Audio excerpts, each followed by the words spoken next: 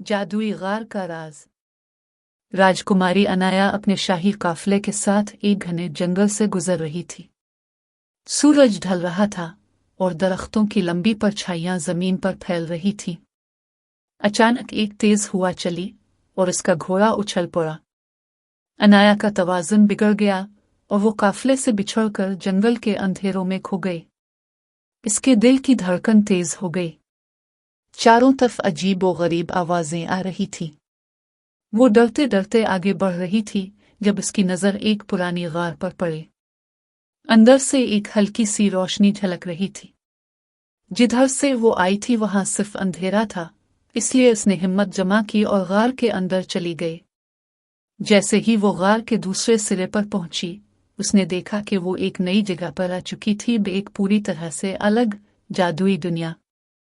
नन्हे मुन्ने अजीब से मकानात, चमकते दरख्त और रंग बिरंगे फूल थे। सबसे अजीब बात यह थी कि वहां बहुत छोटे छोटे लोग रहते थे। जब उन्होंने राजकुमारी को देखा तो सब डर गए और उधर उधर छप गए। लेकिन अनाया ने मुस्कुराते हुए कहा, मत डरो, मैं तुम्हें कोई नुकसान नहीं पहुंचाऊंगी। धीरे धीरे नन्ही मखलूक उसके करीब आने लगी। जब उन्हें यकीन हो गया कि अनाया सच कह रही है तो वो खुश हो गए। उन्होंने मिलकर अपने बड़े बर्तनों में उसके लिए खाना बनाया। फिर उन्होंने मिलकर उसके लिए एक खूबसूरत फराक भी सी दी। अनाया इन सब बातों से बहुत खुश हुई और सोचा कि वो भी उनके लिए कुछ करेगी। उसने सोचा कि इन नन्हे लोगों के लिए एक स्कूल होना चाहिए। वो सब मिलकर काम करने लगे। सब ने मजदूरों की तरह हाथों में औजार उठाए और मिलकर स्कूल की इमारत बनाने लगे। कुछ दिनों बाद स्कूल तैयार हो गया। अब वो सब रोज बस्ते और किताबें लेकर स्कूल आते और राजकुमारी अनाया उन्हें पढ़ाती। धीरे धीरे दिन गुजरते गए और राजकुमारी को महसूस भी न हुआ कि वो अपनी असली दुनिया से कितनी दूर आ चुकी है। एक दिन जब वो घूमते घूमते जंगल के इस रास्ते के पास पहुंची जहां से वो इस दुनिया में आई थी, तो अचानक इसका दिल तेजी से धड़कने लगा। उसे सब याद आ गया। अब उसे वापस जाना था। इसने सबको अलविदा कहा।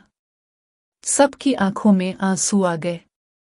जैसे ही इसने वापस गार के अंदर कदम रखा, एक चमक उठी और वो अचानक अपने असली रूप में वापस आ गई। सब कुछ बिल्कुल वैसा ही था। इसने पीछे मुड़कर देखा, लेकिन जादुई घर गायब हो चुका था।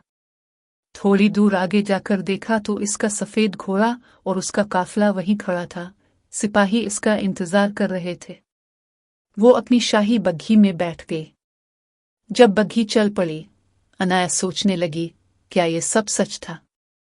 सिर्फ एक ख्वाब, लेकिन इसके हाथ में एक छोटी सी जादुई किताब थी जो इस दुनिया की यादगार थी। और फिर वो वापस अपने महल की तरफ चल पड़े।